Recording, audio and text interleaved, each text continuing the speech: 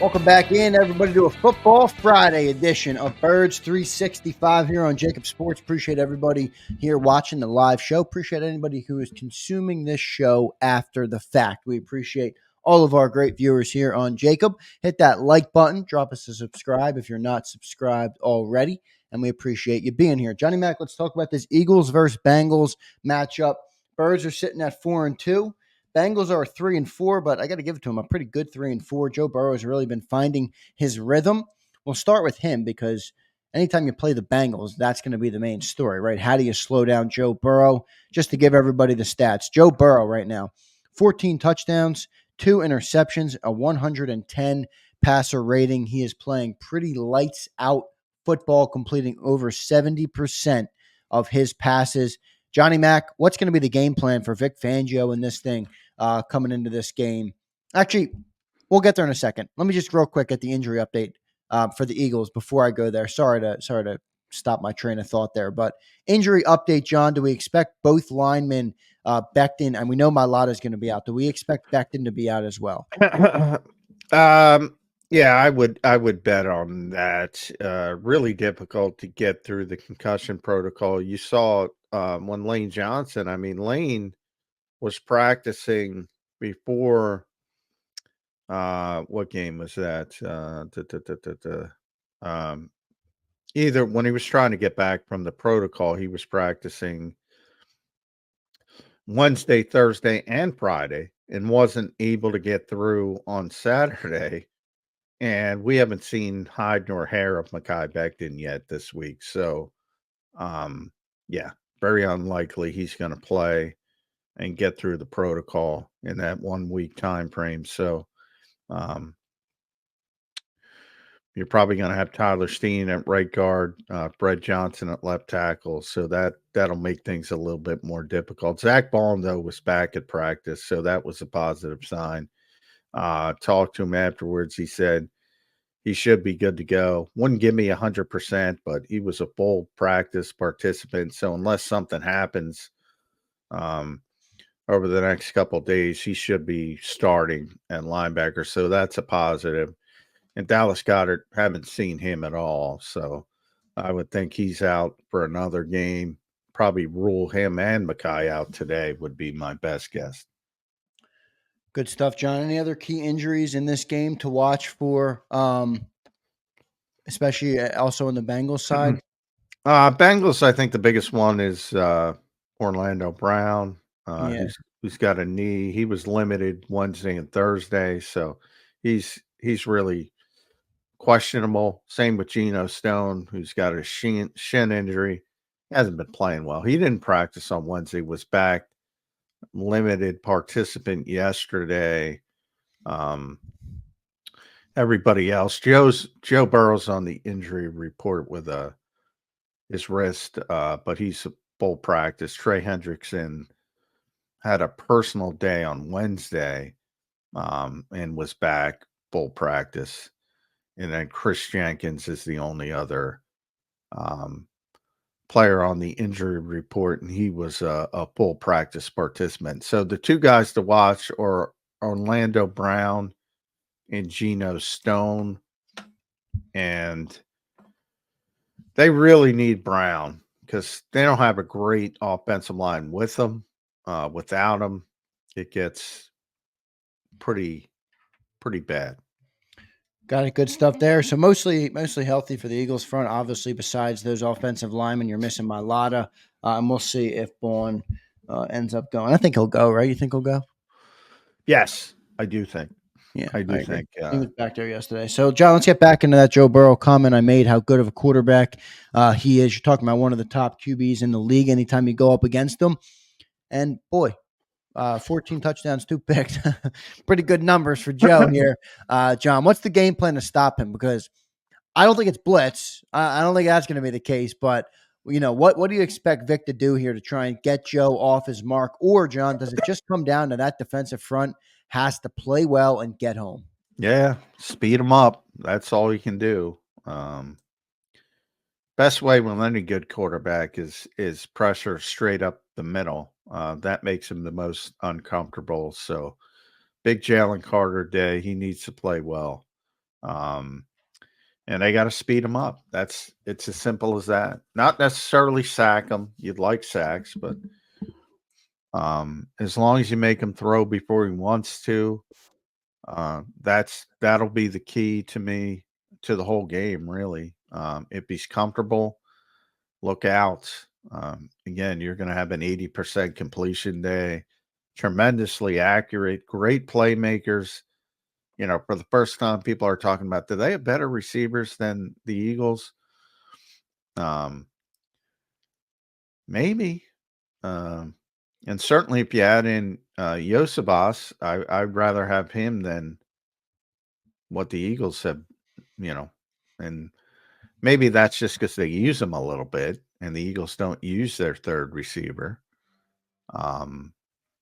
Now the Eagles have a much better running back, no question about it. They don't have a great running game. Chase Brown, Sydney's twin don't think you're seeing double if they have their helmets off. They look exactly alike as twin brothers. Zach Moss is their other running back, not something that's going to scare you. And then tight end, they got, they use a lot of 12 and 13 because remember, Zach Taylor he's another guy that comes from the Sean McVay tree. So they play a similar style to the Rams. So you got to see it a little bit last night if you're watching the game.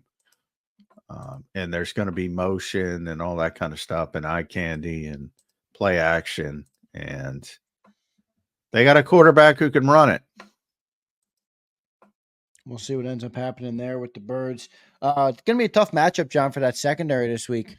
You just mentioned the wide receivers are maybe the first team that, or one of the few teams you could face in this league that can say that their receivers are comparable, as good, potentially better, depending on who you talk to, than ours. Quignon's got a tall task. Darius Slay is a tall task. So safeties have a tall task. What do you expect from them this week? Yeah, I think it's going to be a tall task. A lot of positives from that group, especially recently with Cooper being inserted at the slot position. But yeah, I wouldn't get too depressed if it's not Quinyon Mitchell's best game or it's not Cooper DeJean's best game. I mean.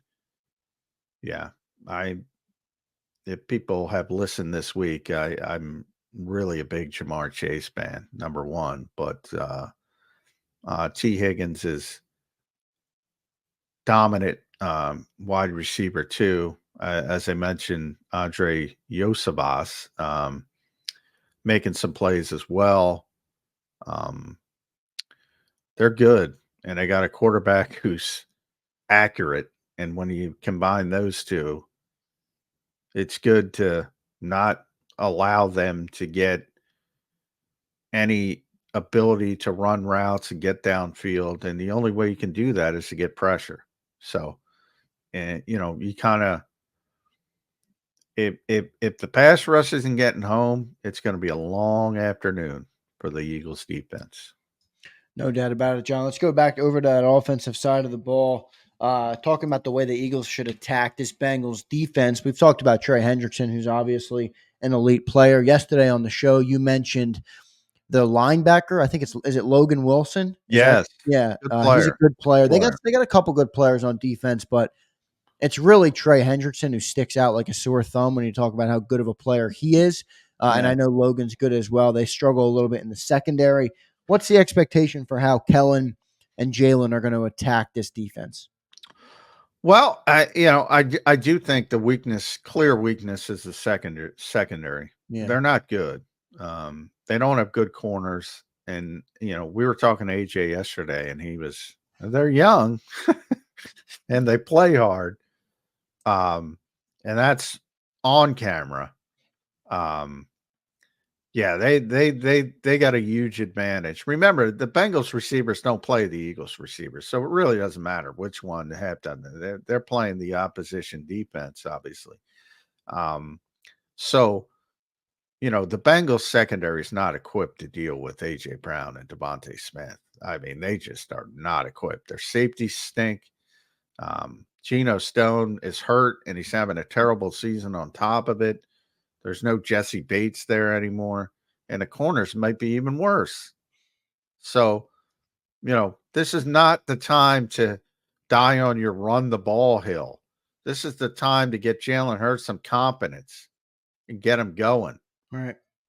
And score 30 points. You think anything will be factored into, though? I mean, the one thing I like about the run game this week is that it gives you a better chance to control the clock potentially and keep the ball out of Joe Burrow's hands. Now, where I think you're right is that becomes really easy if you get a lead and get some touchdowns early in the game.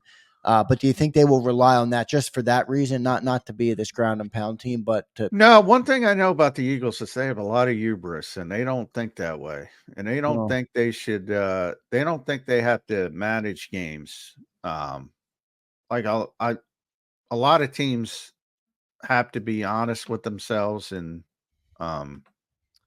feel like they have to shorten the game and do all. They do not believe that. They never believe that. They think they always have the talent advantage. They probably do in this game. I'm not sure it's always true. I'm not sure it's always wise. In fact, I'm sure it's not. But that's their belief, and they do not waver from it. Do not waver.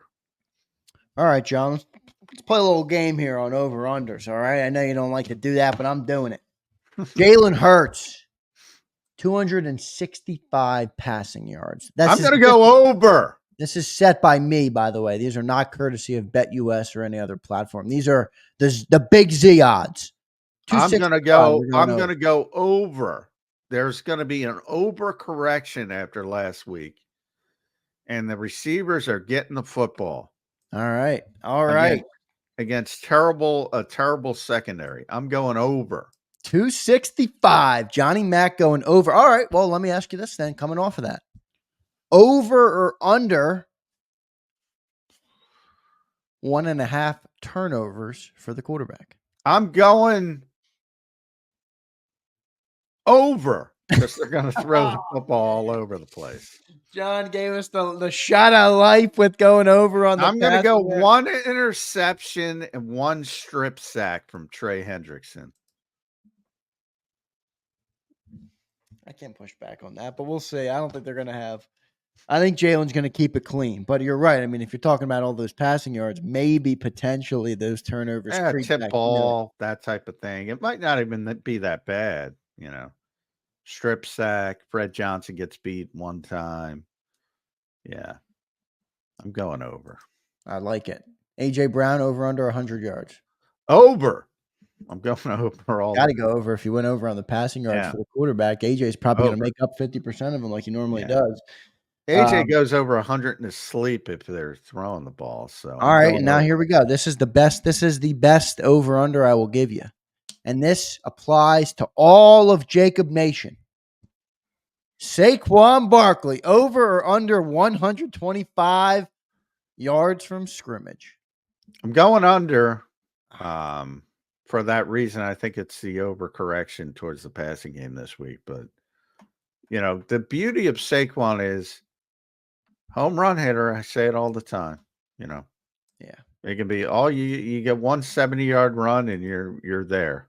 I'm going over on Saquon, John. I think I'm giving away another jersey. Actually, I think I'm giving away jerseys in each of the next 4 weeks. Oh, boy. Philadelphia. I hope not, because he might be dead by that point. No. 4 straight jerseys, not including last week. You're going to run all over the Bengals. You're going to run all over the Jags. You're going to run all over the Cowboys, and you're going to run all over the Commanders. Saquon's going to be feeling it, and so is JAKIB Nation. Does anybody, it's interesting. I asked Zach Bond. Zach Bond was mad at me because I asked him, you already passed your career high in reps and defensive snaps because he never played that much in New Orleans. And he was like, "You worried about me?" I'm like, "No, I'm just you're in game 6 and you've already played more than you've ever played before." I think it was a valid question. Is that what he said to you? You worried about me? Yeah. That's great. But But I'm like, you've never played this much before. Now he's a young guy. It doesn't affect him. I get what he was saying, but I don't think you get what I was saying. But in the case of Saquon, I mean, at some point you gotta pay attention to the touches. I would Yeah, I mean, think. right now he's on pace for just over 300. I mean, I think people got to lighten up a bit. And he's got, like, Zach has got no tread off the tire because he hasn't played, and he's a very young guy. And like I said, they don't want that put in their head. So I get why I was a little bit like taken aback. But with Saquon, I think you got to be a little bit more careful, don't you? People? I don't know. I mean, I mean, I'm with you, don't you but want him for the playoffs? yeah, no, you do. I mean, look, I was having this conversation yesterday on the National Football Show with Dan Sileo, and we were talking about this because he's like, "Boy, you better be careful with your man Saquon." And I'm like, "I don't know. I think I feel all right about it." And he read off to me. Now I know it's not the same player, and I don't think they should be compared, but he read off the carries by Derrick Henry in his career, dude. It's insane, John. Well, He's had several Derrick Henry. 350 plus carries though in a season. And this Yeah. this was coming off a knee off the ankle or the knee injury, whatever he had. I mean, there is some insane carry numbers for Derrick Henry out there. And I'm like, I don't know, Saquon at 300. I think I feel all right about that. I mean, his most ever, I think, was it? I want to say it was like just over 250. I think it was. Have you seen Derrick Henry? I have. Yeah, I know they're not the same. The guy spends 295. Saquon's had 295 in 22. The guy spends $750,000 a year to maintain his body. Derrick Henry. That's true As he story, should, brother. man. He is a beast. He is a monster. He's best running back in the league, in your opinion, right? I don't know if he's the best running back, but I mean, physically, as far as physically impressive, he's older now, 30. I don't know if he's at his height, because he has that many touches. But certainly was the best running back in the league, certainly still performing at a very high level. And I think getting with Lamar only helps because you're like, what do you do? And he's averaging, I don't know, 6.5 yards a carry. He's outrunning people somehow. That's the most impressive part. According to, the stopwatch, he's not fast. But yet he outruns everybody at 247 pounds. He's an amazing player. But is he the best running back? I think he's in a great situation. I don't think he's the best overall. I mean, that's a healthy Christian McCaffrey, but he's not healthy. But it's hard to argue with 6.5 yards per carry, 8 touchdowns, 87-yard touchdown, where he's outrunning defensive backs who run 4.2 and 4.3, and he somehow is 4.57. I guess they don't want to tackle him. I don't know, but nobody's catching him. Pretty amazing player. Yeah. Saquon's pretty good though too, man. I mean, 6.1 right now average. I know you point to the big plays, but they exist. I mean, that's part of it. I mean, Saquon's very good. I don't know why people think I don't like Saquon. He's very good. I think people. That's what people are, always calling you out, Johnny Mac, for Saquon. I mean, can you look in the mirror and at least admit he's not what you thought he was going to be as a receiver? Could you at least give me that? I'll Not certainly you, I'm admit talking that. about. I will certainly admit that for sure. As a runner, yeah, he's very good. He's very good. And he's in a great situation as well, which was the whole point of it, But I think from the Eagles' standpoint, they bought into that receiving bullshit too. And part of that's the quarterback, because you bring him. Why did Howie paid him? Because of his impact on the passing game. That's why he paid him. And he has no impact on the passing game. It's working out anyway. But yeah, that's why they like running backs, because of their impact on the passing game, potential impact on the Derrick passing. Henry, man, 873 yards in 7 games. Yeah. That dude Well, is it helps with a Lamar monster. back there. Don't I know, but still, underestimate. that dude is just a monster, man. A monster. Yeah. Maybe I like him because I'm Bama, but shit, he's unbelievable. He was a Love. second round pick because he I know it's ran insane. all because he ran whatever 4.56, 4.5, whatever the freak he Yeah. ran. I don't know, but yeah, he seems to outrun people just fine on the field. Maybe start running those 40-yard dashes with pads. I don't know. Maybe that'll help. Yeah, maybe it will. We got a couple super chats we'll get to, John. But before we do that, any other key things that you're watching that are on your mind as you think about this game this weekend, Eagles versus Bengals in Cincinnati. Um, what else? What else is top of mind for you when you think about this football game? We might have hit it all. By the way, 4.54. I lost my train of thought because I was looking for Derrick Okay. Henry. Ran a 4.54 coming out. I do the same thing all the time. You get Yeah. distracted. So yeah. Anyway, My question was anything else top of mind on this game as we prepare for the week 8 matchup this weekend?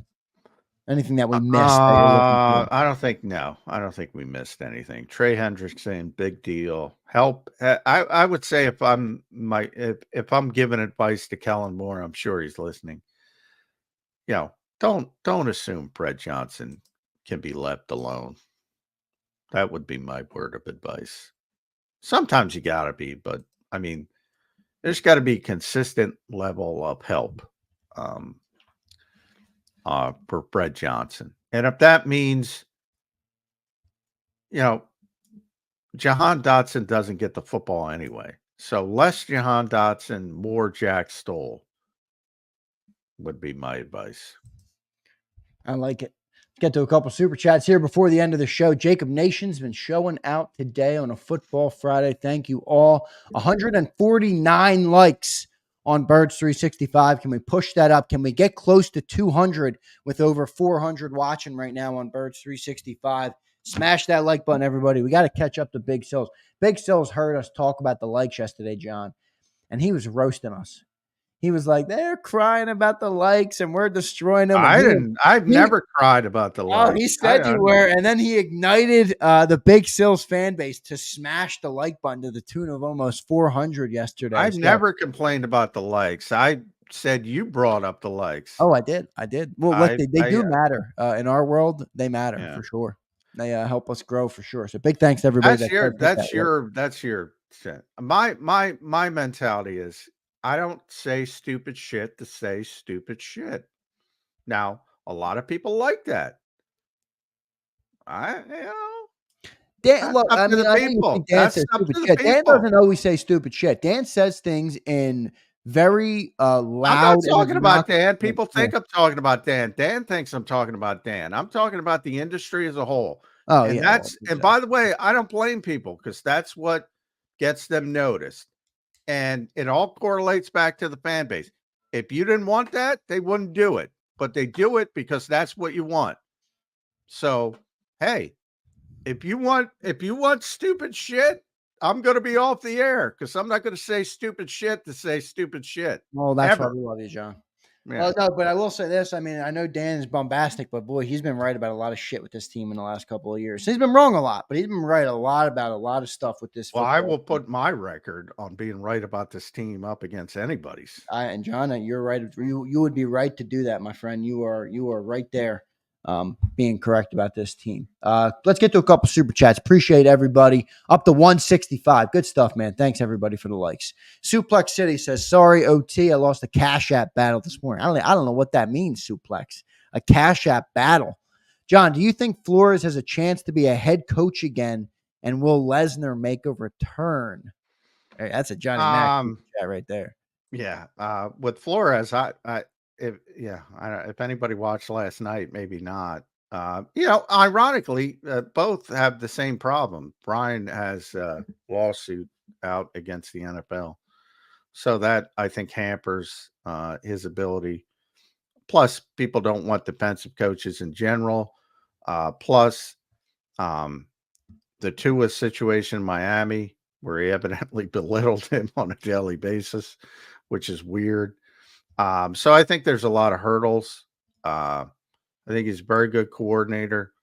Some people are good coordinators, not good head coaches. He might be in that category. Wouldn't surprise me if he got a second chance. But I never like the odds of any defensive guy because most teams go offense first.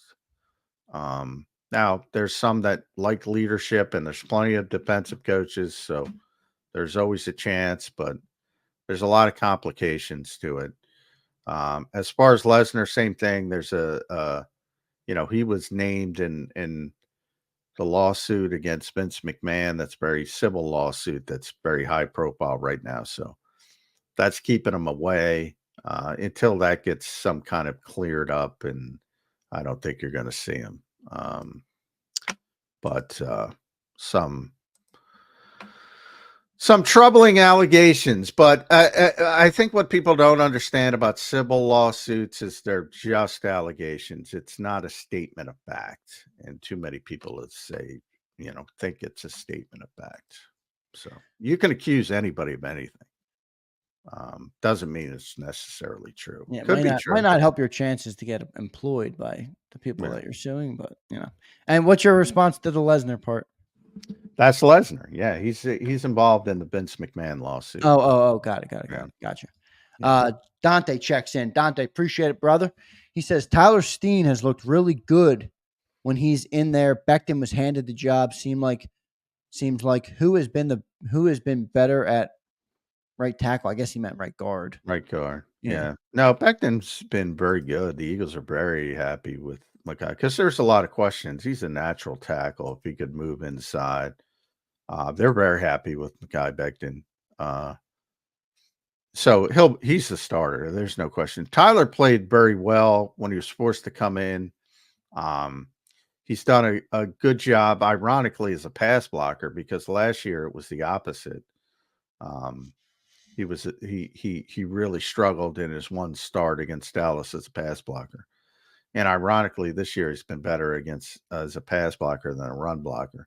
Last week, he was fine, but everybody was fine because the Giants were the Giants and they ran it 1,000 times and nobody had to do anything basically. So, but they're very happy with Mekhi Becton. Very happy. Good stuff there. Dante, appreciate the super chat. My friend Miz checks in. Where is the AJ slant? Miz, that's a great question, my man. Over the middle of the field, man. Can't throw it. He's had 4 completions. We've settled on that. He doesn't like throwing it over the middle of the field. And it is frustrating because you have the best slant receiver in football, or one of the best slant receivers in football.